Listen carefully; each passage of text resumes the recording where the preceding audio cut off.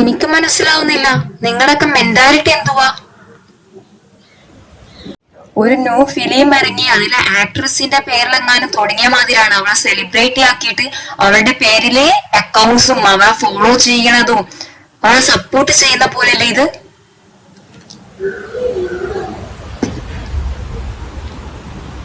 നിങ്ങൾ തിങ്ക് ചെയ്യണം, അവൾ തെറ്റുകാരിയായ ഒരു ലേഡിയാണ്. ആ ലേഡിയെ നിങ്ങൾ സപ്പോർട്ട് ചെയ്യല്ലേ? അവള് വിചാരിച്ച കാര്യം വീണ്ടും വീണ്ടും ചെയ്ത് അവളെ റീച്ചാക്കി കൊടുക്കാണ്. എനിക്ക് മനസ്സിലാവുന്നില്ല.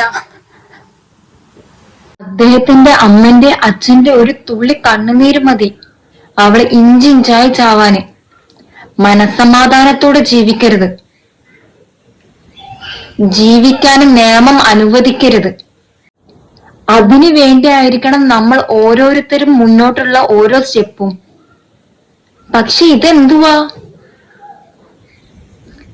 സെലിബ്രിറ്റീനെ റീച്ച് ആക്കുന്ന പോലെയാണ് അവളുടെ പേരിൽ ഇങ്ങനെ അക്കൗണ്ടും തുടങ്ങി അവളെ സപ്പോർട്ടും ചെയ്ത് ആൾക്കാർ ഓരോ അക്കൗണ്ടിലും ഫോളോ ചെയ്യുന്നത്. മെയിൻ അക്കൗണ്ട് പൂട്ടാതിരിക്കാനുള്ള തന്ത്രോ എന്താ മനസ്സിലാവുന്നില്ല. പക്ഷെ അവളെ ഫോളോ ചെയ്ത് സപ്പോർട്ട് ചെയ്യുന്ന നിങ്ങൾ ഓരോരുത്തരും ഈ മരണത്തിന് ഉത്തരവാദികളാണ്. അത് നിങ്ങൾ മനസ്സിലാക്കണം. റീച്ചിന് വേണ്ടി ഒരു പാവം മനുഷ്യനെ ബലി കൊടുത്തു. ആ പാവം മനുഷ്യന്റെ ആത്മാവിന് നിത്യശാന്തി കിട്ടണമെങ്കിൽ നമ്മൾ ഓരോരുത്തരും ഇപ്പം ചെയ്യേണ്ടത് ഈ പിശാചിന്റെ അക്കൗണ്ട് അൺഫോളോ ചെയ്ത് റിപ്പോർട്ട് അടിക്കാന്നുള്ള മാത്രമാണ്. നിങ്ങളത് മനസ്സിലാക്ക്.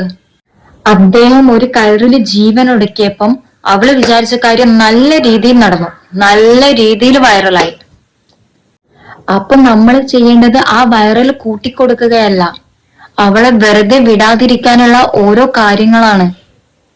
അവള് എന്താണോ ഉദ്ദേശിച്ചത് അത് നടത്തി കൊടുക്കാതിരിക്കുക വേണ്ടത്. ആ ചേട്ടൻ മരിച്ചപ്പം അവർക്ക് വേണ്ടി കരഞ്ഞ ഓരോ കണ്ണുനീരും അവളും അവളെ കുടുംബവും നശിച്ചു തീരും. അവളെ കുടുംബത്തെ പറഞ്ഞിട്ട് ഒരു കാര്യവുമില്ല. പക്ഷെ ഈ അവസരത്തിൽ പറഞ്ഞു പോവാണ്. കൂടുതലൊന്നും എനിക്ക് പറയാനില്ല. അവളെപ്പോലെ മനസാക്ഷി ഇല്ലാത്തവരാണ് നിങ്ങളെങ്കിൽ വീണ്ടും സപ്പോർട്ട് ചെയ്യുക അവളെ. അല്ല, മനസാക്ഷി ഉള്ളവരാണെങ്കിൽ അദ്ദേഹത്തിന് നീതി കിട്ടും വരെ സമരം ചെയ്യണം.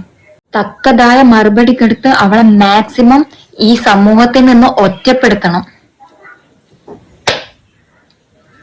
ബൈ.